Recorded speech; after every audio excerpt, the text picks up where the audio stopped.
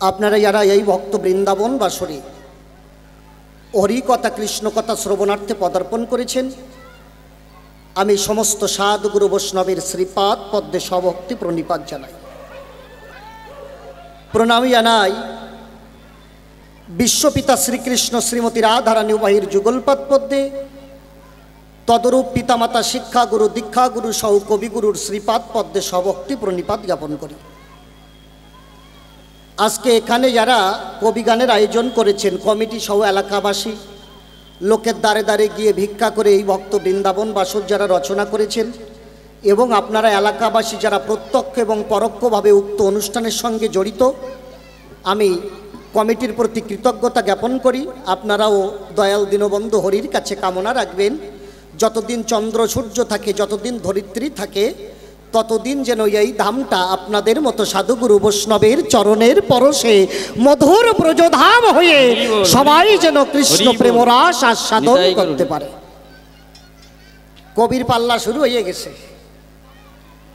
আমার নারদের বিভিন্ন রকম আলোচনা শুনলেন, আবার আমারে কয় তুমি যেন বলদার মতো জবাব দিয়ে না, কইছে না?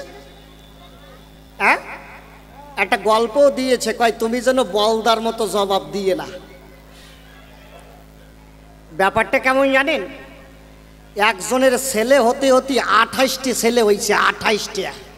মানে ওর বউয়ের পেয়ার তো পেয়ার না, ওই যে হচ্ছে বয়েজ স্কুল, ও চান্স নিলি ছেলে হয়, 28টা হয়েছে। এখন ওই ছেলেপুলে কয়টার নাম ভারী কায়দায় ছন্দে ছন্দে মিলইয়ে রাখছে, বুঝলেন তো? ভদ্রলোক কবিগান শুনে বেড়ায়, ছেলেপুলে কয়টার নাম ছন্দে ছন্দে মিলইয়ে রাখছে। শ্রীপতি, যদুপতি, রমাপতি, ভূপতি, নিরীপতি, অংশুপতি, বংশীপতি, গণপতি, প্রত্যেক কয়টা ছেলের নাম পতি। 28টে হওয়ার পরে ওর বউয়ের পেটে আবার ভিট বাঁধছে, মানে আরেকটা খালাস হবে আর কি। 10 মাস 10 দিন গেছে, আরেকটা ডেলিভারি হয়েছে, সেটাও ছেলে হয়েছে। এই মাতুব্বর আর পতি খোঁজ করে পায় না, পতির স্টক শেষ। বড় ছেলেটাকে ডাক দিয়ে বলছে, খোকা কি হয়েছে বাবা? কয় দেখ, তোরা যতগুলো ভাই, প্রত্যেক কয়টা ভাইয়ের নাম কি সুন্দর ছন্দে ছন্দে মিলইয়ে রাখলাম। শ্রীপতি, যদুপতি, রমাপতি, ভূপতি, নিরীপতি, অংশুপতি, বংশীপতি, গণপতি, তোর তো ভাই আরেকটা হয়েছে, এইটার নাম কি রাখবো? বড় ছেলে কয়, বাবা দেশে যত পতি ছিল সব তো গোষ্ঠী শ্রাদ্ধ করা হয়ে গেছে, তুমি ওর নাম রেখে দাও ভগ্নিপতি। কি সুন্দর মিল! এ কথা কলি হাসে পড়ে, এরে কয় ফালুও সাটাম, বুঝলেন তো? এই দেশে যারা কবি গান গায়, এই বাচ্চাগুলো, ও এখানে খেলা আছে না, ওরা ওদের কাজ করুক তাইলে নাকি। এই দেশের একজন কবি গায়, ওনার 4 ছেলে, বুঝলেন তো? তা কবি গান শুনিয়ে বেড়ায়, উনি কবি গান গায়। এখন ওই কবি 4 ছেলের নাম ইনি যেমন পতি দিয়ে মিলইয়ে রাখে ছেলেপুলের নাম, উনি ওনার ছেলের নাম বর দিয়ে মিলইয়ে রাখে। 4 ছেলের নাম রাখছে পয়গম্বর, দিগম্বর, সুখম্বর আর নীলম্বর। দলে যেটা কাশি বাজায় ওইটা মনে মনে কয় শালার কবি। 4 ছেলের নাম কি সুন্দর বর দিয়ে মিলইয়ে রাখছে, পয়গম্বর, দিগম্বর, সুখম্বর, নীলম্বর। আমারও তো 4টি ছেলে, আমিও বর দিয়ে ছেলেদের নাম মিলইয়ে রাখবো। ও বাড়ি চলে গেছে, বাড়ি যাইয়ে 4 ছেলের আগে যে নাম ছিল ওই নাম কাটাপ করে দিয়েছে, মানে বাদ দিয়ে দিয়েছে। দিয়ে 4 ছেলের নাম রাখছে সেপ্টেম্বর, অক্টোবর, নভেম্বর আর ডিসেম্বর, বর আর বর। এরে কয় আষাঢ়িয়ে সাটাম। সাটাম দেও কোন জায়গা? সাটাম দিলি তোর বাবারে পর্যন্ত জন্মাইয়ে ছাড়তে পারি। হ্যাঁ, যাক, রাত্র অনেক হয়েছে, আমি শুধু একটাই নিবেদন রাখবো। আমাদের কবিগান এতক্ষণে এক আসরের বেশি করে হয়ে যায়। বিকেল কবিগান হলে পরে জ্ঞানের গান কিনা অনেক শাস্ত্রীয় আলোচনা, অনেক রেফারেন্স টানতে হয়। এই গানটা আপনাদের এখানে প্রসাদ বিতরণ হচ্ছিল, আমি দেখেছি, যে কারণে একটু লেট হলো। কমিটি আপ্রাণ চেষ্টা করেছিল, বাপিদা চেষ্টা রেখেছিল 6টার সময় শুরু করার জন্য। যাই হোক, প্রসাদ বিতরণ করার জন্য, ভক্তদের মালসা ভোগ দেওয়ার জন্য একটু লেট হলো।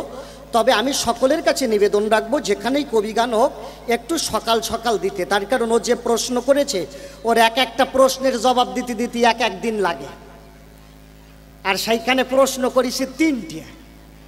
এখন আমি ভাবতেছি জবাব দেবে কখন, আর মানুষ বাড়ি যাইয়ে ঘুমাবে কখন। একটু সকলের কাছে নিবেদন থাকবে, আপনারা একটু চেষ্টা রাখবেন যত তাড়াতাড়ি অনুষ্ঠানটা করা যায়। আমরা একটা মাঙ্গলিক ধ্বনি দিয়ে একটা গান গাইয়ে ওই গানের ভিতরে জবাব দিয়ে আবার একটা গান গাইয়ে গানের ভিতরে জবাব দেব। আমার মায়েরা একটু জয়ের ধ্বনি, বাবারা একটু হরিধ্বনি করবেন, সবাই মিলে। হ্যাঁ মা, একটু উলুধ্বনি জয়ের ধ্বনি করবেন সবাই মিলে, তারপরে আমরা আলোচনায় যাব। ধরো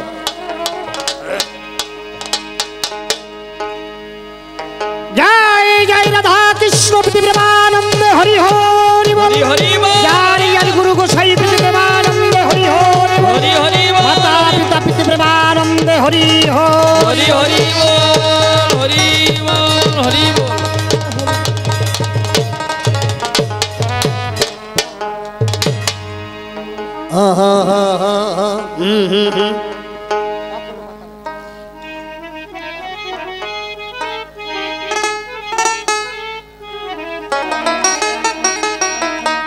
একটা কথা না বলে পারবো না।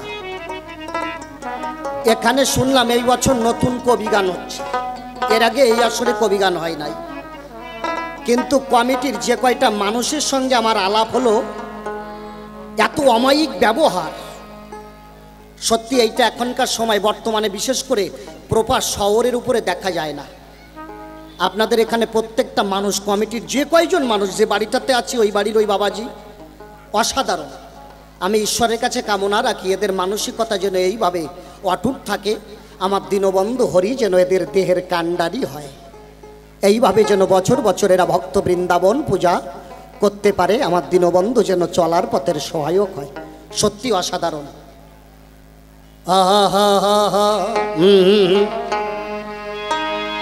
অকুল পাথারে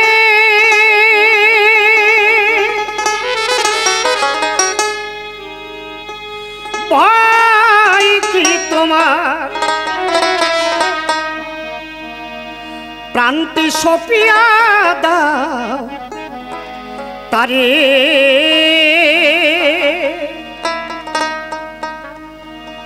দেহ মনটি সপিয়া দাও তারে,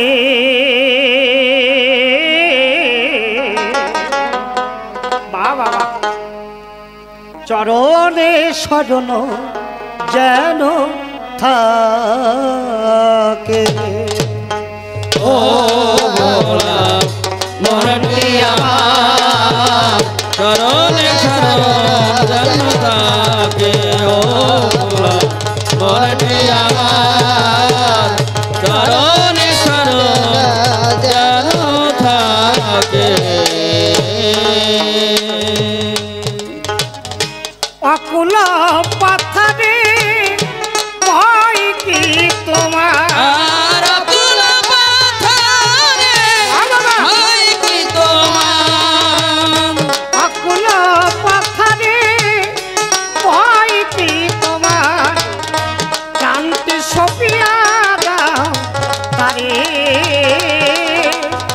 দেহ মনটি সপিয়া দাও তারে, চরণে শরণ যেন থাকে, ও ভোলা মরণটি আমার চরণে শরণ যেন থাকে। পাপের সাগরে যদি তুমি ডুবিয়া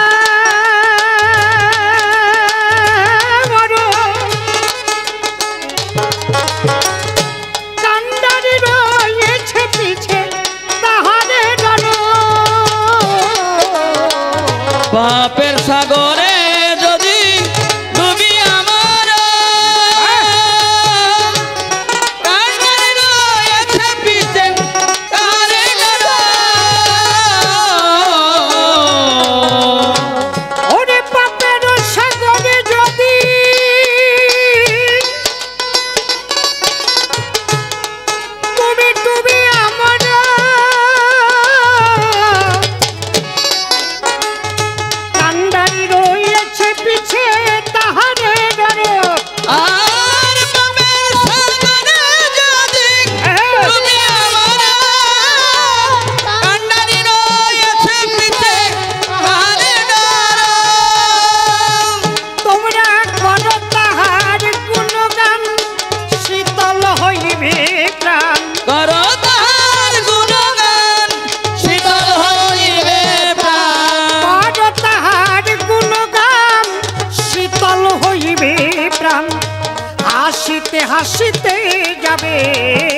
হাসিতে হাসিতে যাবে পুলকে গোলকে।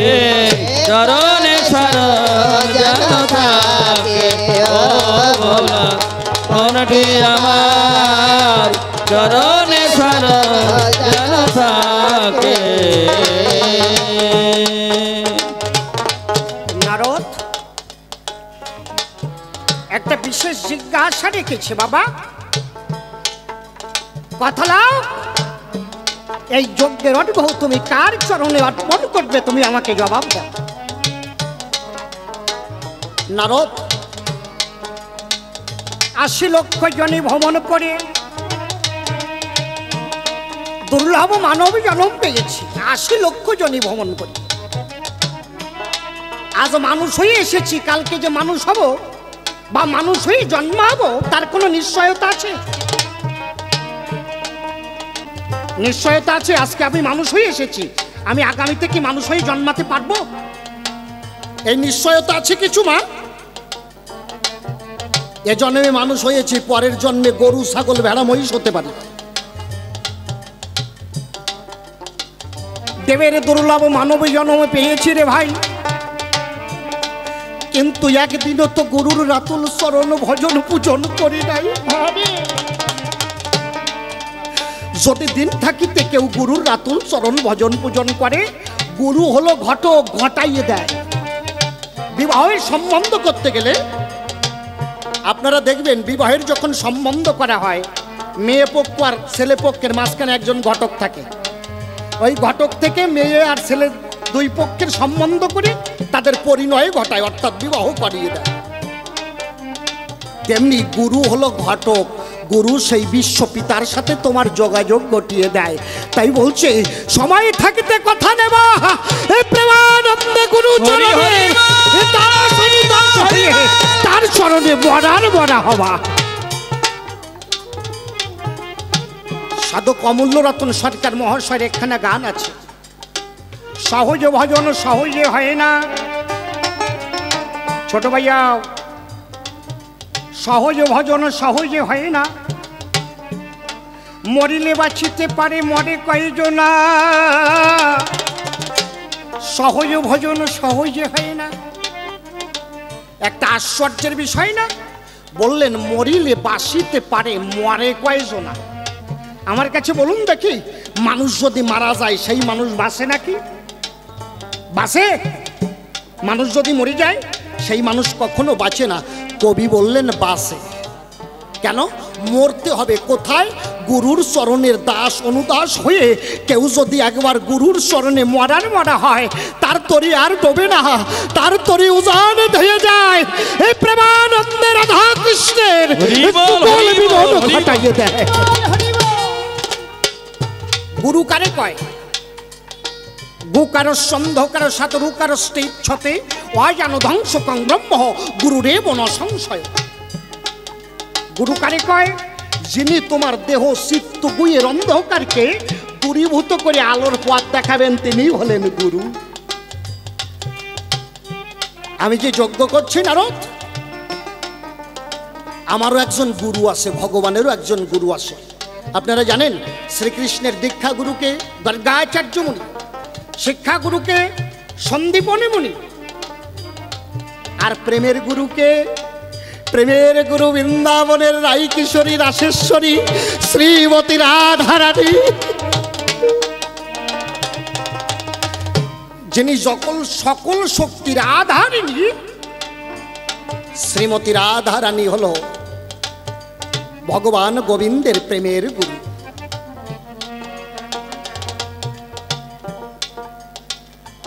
আমি ওই গুরুর চরণে দাস্তখত দিয়েছি। কেন জানো? অহৈত কি প্রেমে রাধা আমাকে বেঁধে রেখেছে। আমি যে ভক্ত মিলন যজ্ঞ করছি, এই যজ্ঞের অর্ঘ্য কার পায়ে দেবো জানো?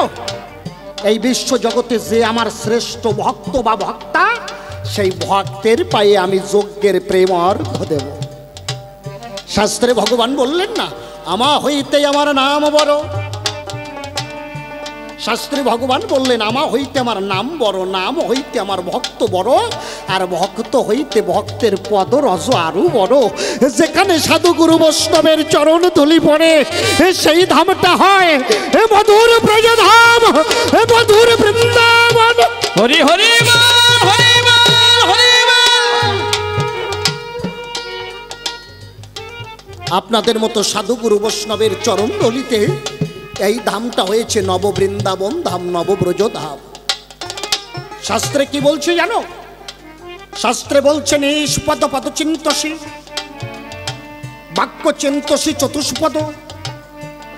নিষ্পদ পদ চিন্তসী, বাক্য চিন্তসী চতুষ্পদ, দৈব মানব চিন্তসী, আর মানব কিঙ্করীশ্বসী। নিষ্পদ পদ চিন্তসী, যাদের পা নাই।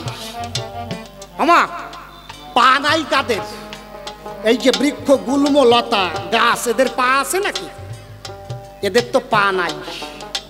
এরা কিভাবে? হে দীনবন্ধু, আমাদেরকে উদ্ভিদ করে জগতে পাঠিয়েছ, মানুষের মতো দুইখানা চরণ দেও নাই। যদি মানুষের মতো দুইখানা চরণ পেতাম, যেখানে সাধুগুরু বৈষ্ণবের আগমন হয়, আমরাও হেঁটে হেঁটে প্রেমানন্দে ভক্ত সঙ্গ করতাম। আর বলছে বাক্য চিন্তসী চতুষ্পদ, চার পাকাদের, গরু, ছাগল, ভেড়া, মহিষ এদের, তাই না বাবা? এদের চারখানা পা তো। এরা কিভাবে? দীনবন্ধু, একটা নয়, দুটো নয়, চার চারটে পা দিয়েছ, কিন্তু মানুষের মতো কথা বলার শক্তি দাও নাই। যদি মানুষের মতো বদন ভরে কথা বলতে পারতাম, রসনায় প্রেমানন্দে মধুমাখা কৃষ্ণ নাম হরিনাম করতাম। আর বলছে দৈব মানব চিন্তসী, মানব কিঙ্করীশ্বসী। দেবতারাও এই দুর্লভ মানব জনম বাঞ্ছা করে, আর আমরা হেলায় হেলায় সেই জনমটাকে নষ্ট করে দেই। ভক্ত সেবা করতে হবে। লয়ে রাধার অঙ্গ, কৃষ্ণ অঙ্গ, দুয়ে মিলে শ্রী গৌরঙ্গ, সঙ্গে লয়ে সাঙ্গ পাঙ্গ যাব সোনার নদিয়ায়। আজকে আমি যে যজ্ঞটা করছি, ভগবান কৃষ্ণ যে যজ্ঞটা করছে, এই যজ্ঞটা হলো ভক্ত মিলন যজ্ঞ। আমাকে কৃষ্ণের ভূমিকা দিয়েছে। আমার কাছে বলুন দেখি, আমার মতো একটা নিকৃষ্ট মানুষের দ্বারা সেই কৃষ্ণের ভূমিকায় কথা বলা সম্ভব নাকি? তাই কৃষ্ণের ভূমিকায় যাওয়ার আগে প্রণাম করি কৃষ্ণের চরণাভাগে। হে কৃষ্ণ মহাভাগে, তুমি আমার কথা নিও। তুমি থাকো যেবা দেশে, আমায় তুমি ভালোবেসে, আমার হৃদয় কাছে বসে বসে তোমার কথা তুমি কইয়ে দিও। শ্রেষ্ঠাকে শ্রীমতী রাধারানী। আচ্ছা, একজনকে শ্রেষ্ঠ করতে হলে তাহলে রাধারানী কিসে শ্রেষ্ঠ? না, ত্যাগে আর ভক্তিতে রাধারানী শ্রেষ্ঠ। রাধার মতো করে জগতে কৃষ্ণকে আপন করে আর কেউ ভালোবাসতে পারে নাই। আমার কথা বোঝা যাচ্ছে মা? আমার কথা বোঝা যায় মা গো? জগতে রাধার মতো করে কৃষ্ণকে আর জগতে কেউ ভালোবাসে নাই। রাধার চাওয়াটা কি? আমাকে বাসো বা না বাসো ভালো, তাতে দুঃখ নাই। আমি তোমাকে বাসিব ভালো, এই ভিক্ষা চাই।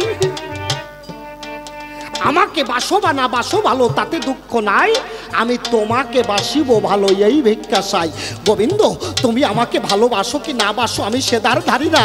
তুমি আমাকে শুধু এইটুক আশীর্বাদ করো, যেন জনম ভরে আমি তোমাকে ভালোবাসতেই পারি। ভালোবাসা দুই রকম, একটা হেতু হয়তো কি ভালোবাসা, আরেকটা হলো অহৈতো কি ভালোবাসা। হয়তো কি ভালোবাসা কাকে বলে? যে ভালোবাসার ভিতরে চাওয়া পাওয়া থাকে। ঠাকুর, আমার মেয়ের পেটে ব্যথা সারিয়ে দাও, সামনে বছর গোবিন্দ মন্দিরে 501 টাকা দান করব। দেখেছেন, ঠাকুরকে ভালোবাসছে, তার ভিতরে চাওয়া আছে মেয়ের রোগ সেরে দাও, তাই না? আর রাধারানী কি বলছে? আমি স্বর্গে থাকি কি নরকে থাকি সেদার আমি দাঁড়ি না, যেন জীবন ভরে তোমাকে ভালোবাসতে পারি। দীনবন্ধু, তুমি আমাকে এই আশীর্বাদ করো। বৃন্দাবনে ছেড়ে গেলেন কৃষ্ণ বনমালী। রাধারানী গায়ে মেখেছে বৃন্দাবনের ধুলি। ব্রজের পথে রাধারানী গড়াগড়ি দেয়। ওরে তমাল বৃক্ষ জড়িয়েছে কৃষ্ণ গুণগান। কৃষ্ণ যেদিন বৃন্দাবন ছেড়ে মথুরায় যাবে, কথাগুলো একটু মন দিয়ে শুনবেন, বড় তাৎপর্যতাপূর্ণ কথা। কৃষ্ণ যেদিন বৃন্দাবন ছেড়ে মথুরায় যাবে, অক্কুর মুনি রথ চালাচ্ছে। কৃষ্ণ রথের উপরে বসে আছে, শ্রীমতী রাধারানী রথ সামনে গিয়ে দুই হাত প্রসারিত করে বললে, দাঁড়াও অক্কুর। অক্কুর রথখানা দাঁড় করিয়ে দিল, দিয়ে রাধাকে বলল, রাধা তুমি কি জানো, তুমি যে রথের সামনে এসে দুই হাত প্রসারিত করে রথের সামনে দাঁড়িয়েছো, এই রথের চাকা যদি তোমার বুকের উপরে উঠে যায় তার পরিণামটা কি হবে? রাধারানী বলল, কেন, আমি মারা যাব? কৃষ্ণ বলল, তুমি জানো যে রথের চাকা তোমার বুকের উপরে উঠলে তুমি মরে যাবে? রাধা বলল, জানি তো। বলল, নিজের মৃত্যু জেনেও তুমি কেন রথের সামনে এসে দাঁড়ালে? তুমি রথের সামনে এসে কেন দাঁড়ালে? রাধারানী বলল, কেন দাঁড়িয়েছি জানো? কেন? বলছে, আমি শুনেছি কেউ যদি শুভ কাজে রওনা হয়, মৃত মানুষের মুখ দর্শন করলে তার নাকি যাত্রা শুভ হয়। কেউ যদি কোনো কাজে রওনা হয়, মৃত মানুষের মুখ দর্শন করলে তার নাকি যাত্রা শুভ হয়। আমি তো তাই চাই যে তোমার ওই রথের চাকাটা আমার বুকের উপর দিয়ে চালাইয়ে দাও, আমার মৃত মুখ দর্শন করে আমার কৃষ্ণের যাত্রা যেন শুভ হয়।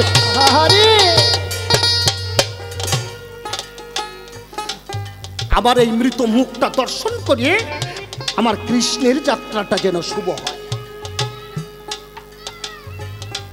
এই হলো রাধা, যে নিজের জীবন বিপন্ন করে কৃষ্ণ শোকেই সুখী। একদিন রাজা যমুনা পুলিনে গিয়ে যমুনার সন্নিধানে শ্রীমতী রাধারানী যমুনার কিনারে শ্রীমতী রাধারানী যমুনার বালির চর, স্বরের উপরে একটা কৃষ্ণের চিত্র অঙ্কন করলো, মানে ছবি। মাগো, রাত অনেক হয়েছে, আমি বুঝতে পারছি, সেবা নেওয়ার পরে সবার ঘুম পায়, খাওয়া দাওয়া করার পরে একটু ঘুম পায়, এটা আমিও জানি।